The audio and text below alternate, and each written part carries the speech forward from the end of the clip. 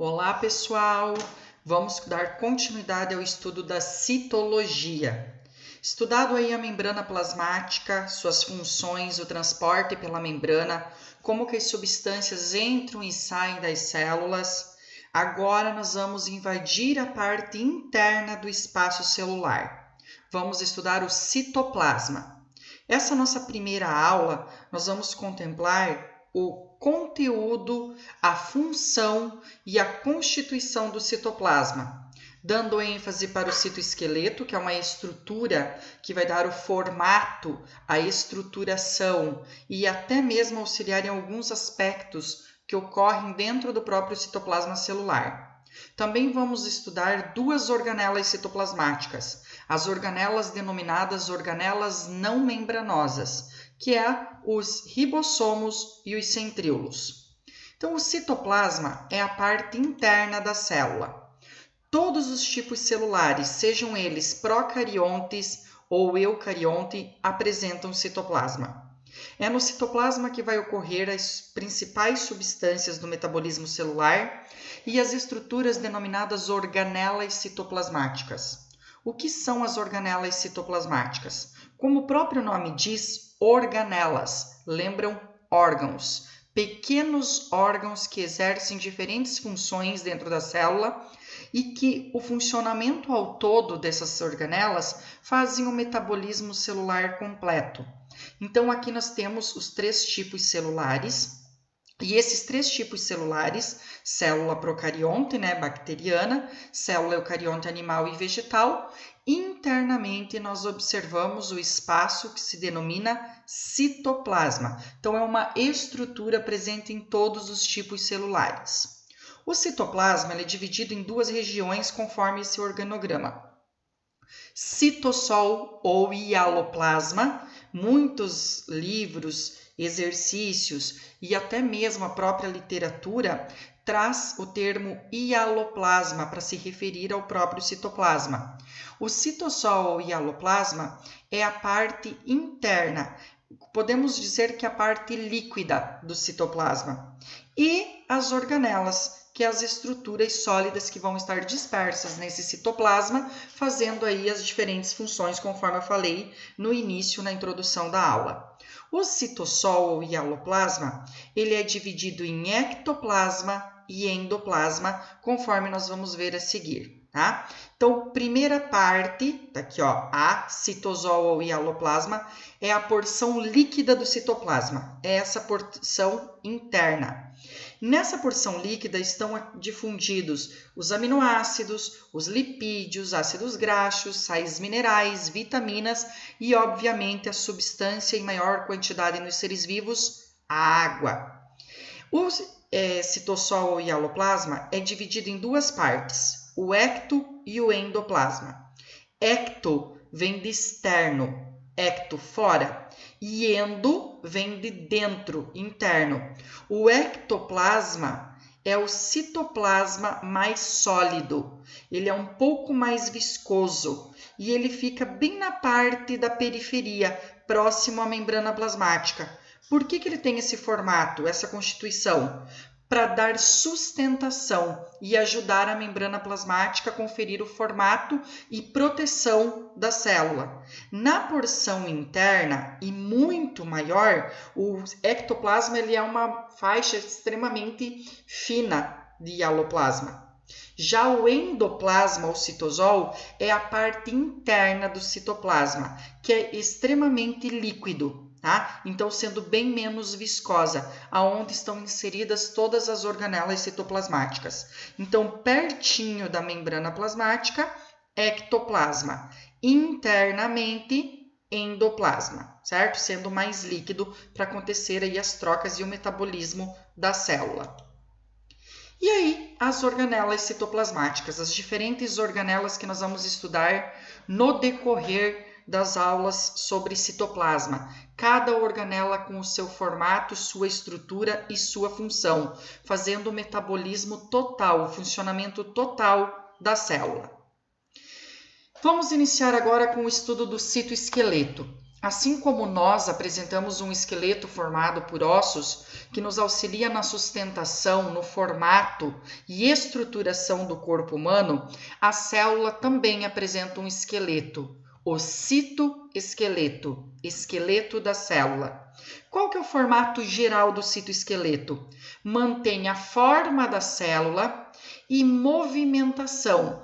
Vai ter outras funções? Sim, mas as duas principais funções é conferir o formato e a movimentação da célula, porque existem seres vivos que são unicelulares, formados por uma única célula, e, portanto, vão ter esse poder de movimento. Ao realizar a movimentação, ele consegue fazer aí o seu dinamismo de alimentação, ou se for um micro-organismo, invadir uma célula hospedeira, ou até mesmo sair de um ambiente que está lhe proporcionando algum tipo de prejuízo para ir para outro ambiente. O citoesqueleto é formado por 3 elementos: os microtúbulos, microfilamentos e filamentos intermediários. Nós passaremos agora a estudar esses 3 elementos de forma individual, observando as características de cada um. Então, do que é formado o citoesqueleto? Ele é formado basicamente por proteína.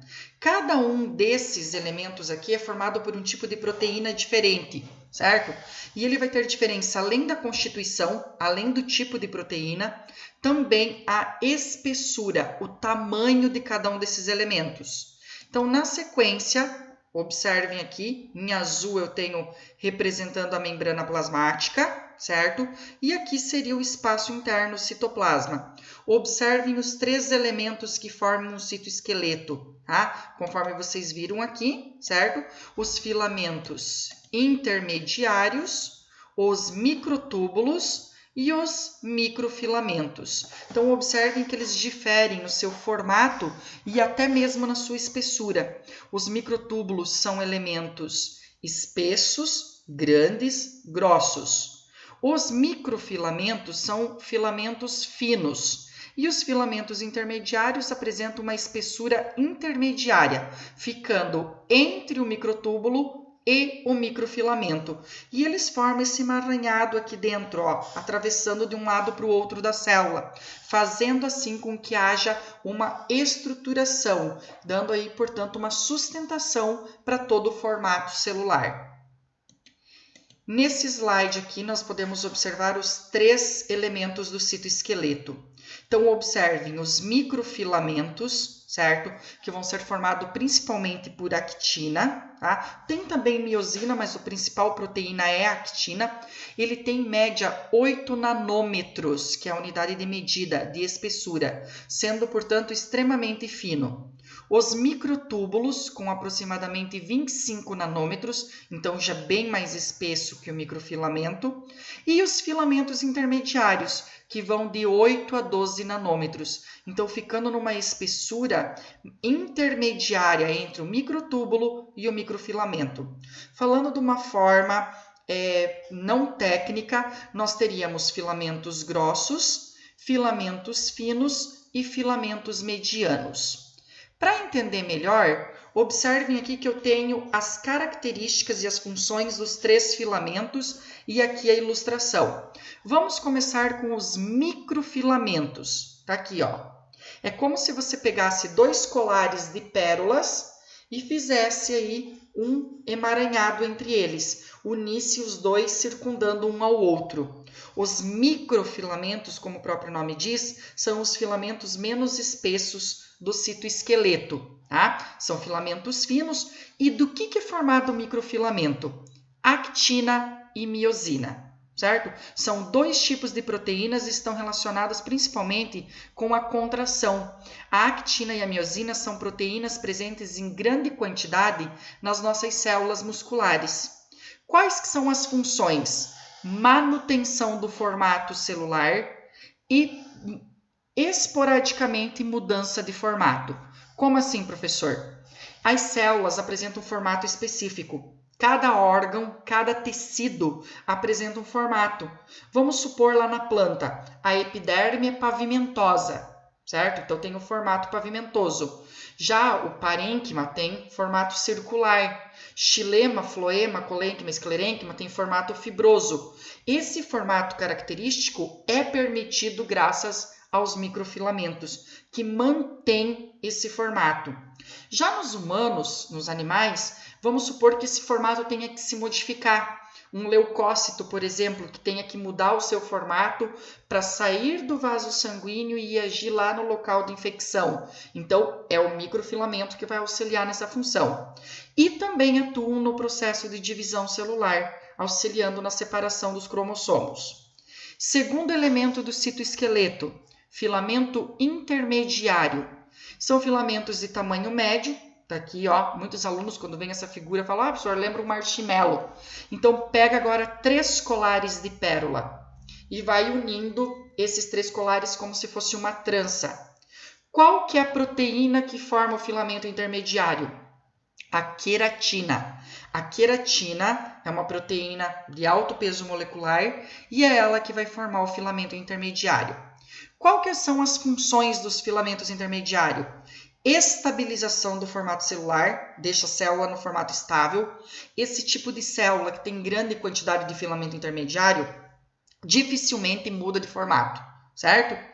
Atuam no processo de divisão celular e também ancoram o núcleo e organelas. Sim, é os filamentos intermediários que seguram o núcleo no lugar lá no citoplasma, né? No nosso citosol, deixa o núcleo paradinho e até mesmo algumas organelas. Por exemplo, o complexo de Golgi e os retículos endoplasmáticos, eles têm que ficar fixos no citoplasma. Eles não podem se mover de um lado para o outro, senão prejudica a função que eles exercem. Então, é justamente o filamento intermediário que vai ancorar, vai segurar essas estruturas e essas organelas no lugar. E, por fim, os microtúbulos. Os microtúbulos, eles têm inúmeras funções. E não menosprezando os outros 2 elementos, mas os microtúbulos são o principal elemento do citoesqueleto. Ele é formado por uma proteína chamada tubulina, que são essas proteínas circulares. Como que o microtúbulo se organiza? As tubulinas vão se unindo uma do lado da outra e vão se dispondo em forma de espiral, formando um tubo oco, com as tubulinas formando a parede desse tubo na forma de uma mola. Então, são os filamentos mais grossos, de maior tamanho. Observe que ele é mais espesso que os outros 2 elementos.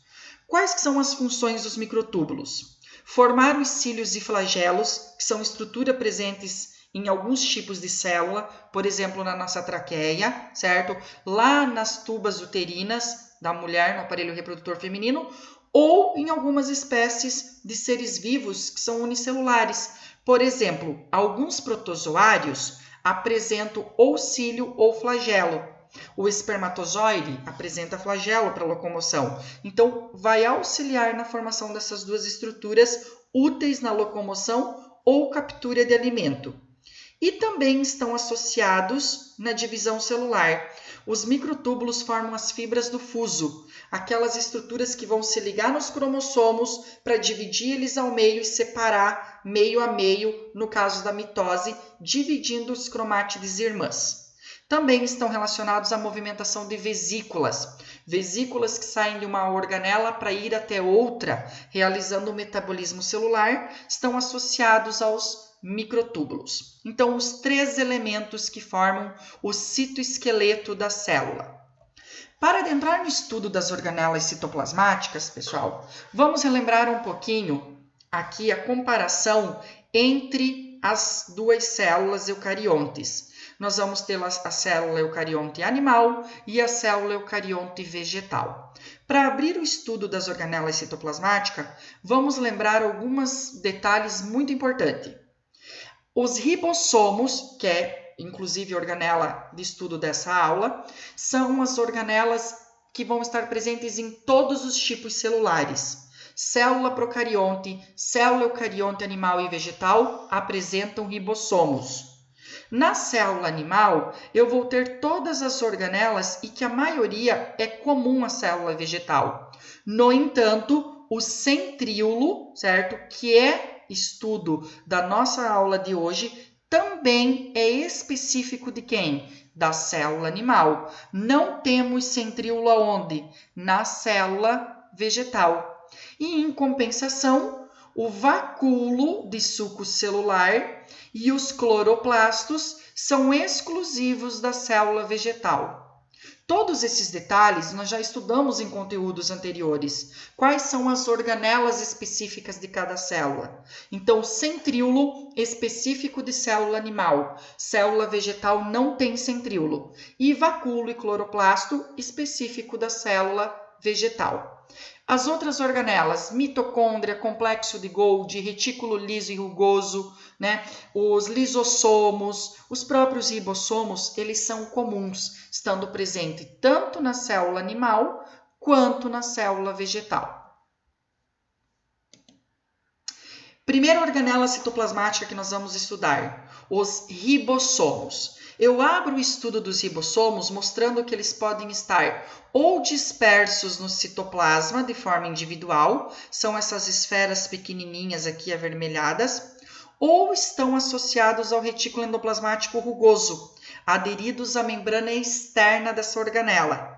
Os ribossomos são organelas presentes em todos os tipos celulares, conforme eu acabei de falar, e podem ou estar dispersos no citoplasma ou no retículo endoplasmático rugoso. Mas muito importante, pessoal, dentro das mitocôndrias e dos cloroplastos também existem ribossomos. As únicas duas organelas que apresentam ribossomos próprios, específicos dela, é a mitocôndria e o cloroplasto, que aí a gente vai estudar especificamente quando a gente vê essas duas organelas. Como que é a estrutura de um ribossomo? Muita atenção!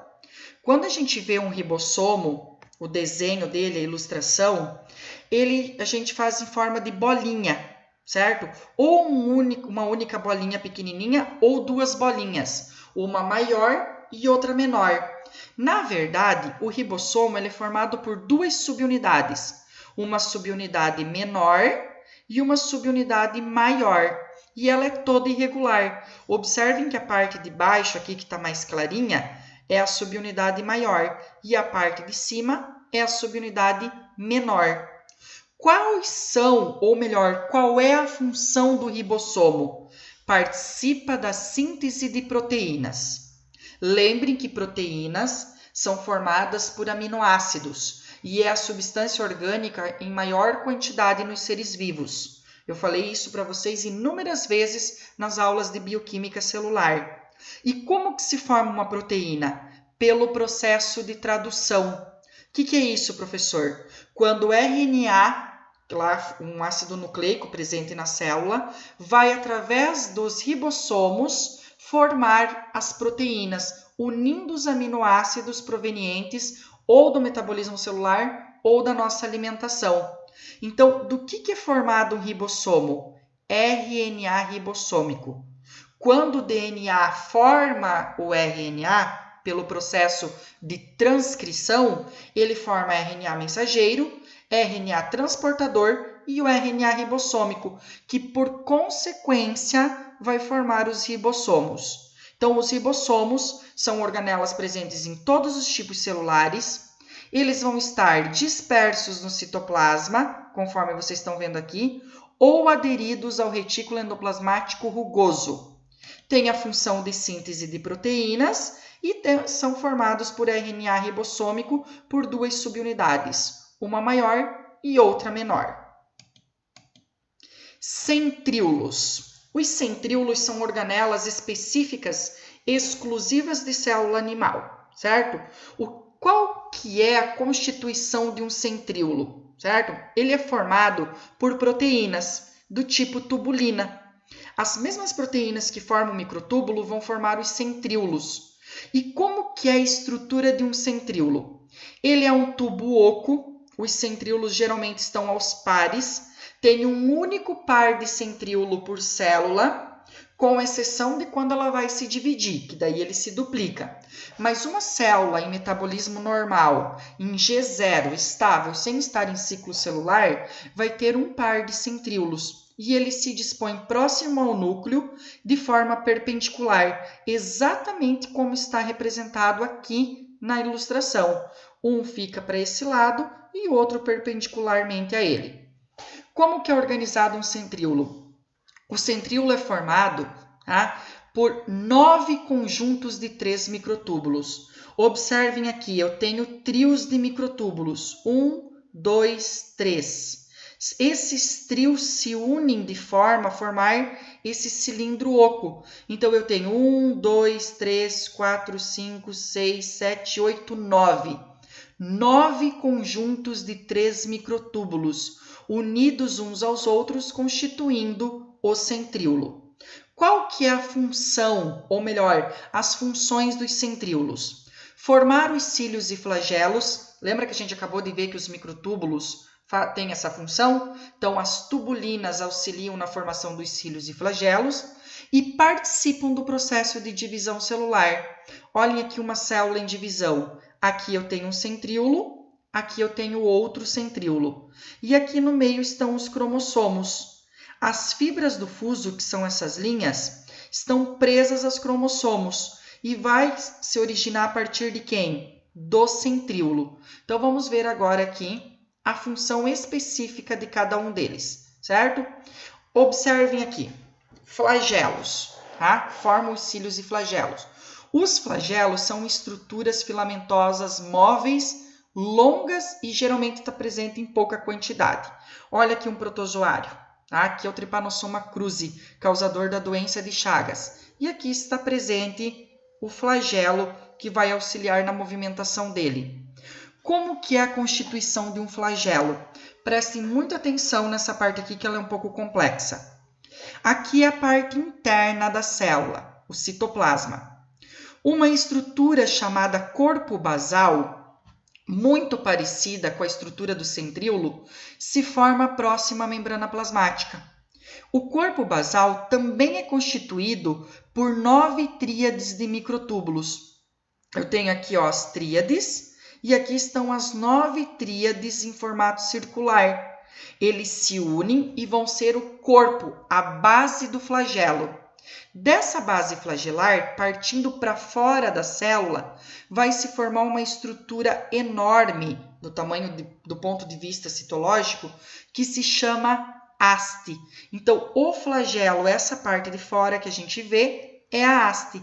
E a haste é organizada numa estrutura chamada axonema. O que é o axonema? É 9 conjuntos de 2 microtúbulos. Observem a diferença. Enquanto aqui eu tenho trios de microtúbulos no corpo basal, lá dentro do citoplasma, fora, formando a haste, eu tenho 9 duplas de microtúbulos. 1, 2. E se eu contar aqui, eu vou ter 9. Também tem mais uma diferença. A haste do flagelo, ela tem aqui um par central no meio para ajudar a dar estabilidade, já que o flagelo vai se bater, permitindo a movimentação da célula ou captura de alimento. Então, o que difere o corpo basal da haste? O corpo basal são 9 tríades, enquanto que a haste é 9 duplas de microtúbulos. O corpo basal é oco e a haste aqui tem uma dupla no meio, certo? Olha aqui o espermatozoide e o flagelo. Então, o gameta masculino também apresenta um flagelo para movimentação. Já os cílios, eles são igual aos flagelos em estrutura. Vai ter o corpo basal, vai ter a haste, só que a diferença do cílio é que ele é menor. Então, comparando cílio e flagelo, os cílios são curtinhos, os flagelos grandões, certo? Os cílios, eles são numerosos. Eu tenho uma enorme quantidade de cílios numa célula, por exemplo, aqui no protozoário, certo? Tem vários cílios, todas essas estruturas que vocês estão vendo aqui são os cílios. E os flagelos geralmente são poucos, na maioria das células é um único flagelo. Qual que é a função de cílio e flagelo? Locomoção, movimentação celular e, no caso de alguns protozoários, captura de alimento, certo? E a última função, certo, dos centríolos, participar da divisão celular. novamente. Olha aqui os dois pares de centríolo. Aqui eu tirei os cromossomos, certo? Aqui tá eles, ó, em azul. E essas fibras que vocês estão vendo aqui em vermelho são fibras de tubulina que partem dos centríolos. Sai lá do centríolo e se gruda no cromossomo. Como esse cromossomo está no formato de X, duas cromátides, de tanto puxar de um lado e puxar do outro, as fibras do fuso aqui vão começar a se encurtar, quebra o cromossomo ao meio, para dividir esses cromossomos de forma igual entre as células que vão formar aí as células filhas. Então, quais organelas que a gente viu nessa videoaula? Ribossomos e centríolos, que são denominadas as organelas não membranosas. Lembrando que os ribossomos são organelas presentes em todos os tipos celulares e os centríolos são exclusivos das células animais.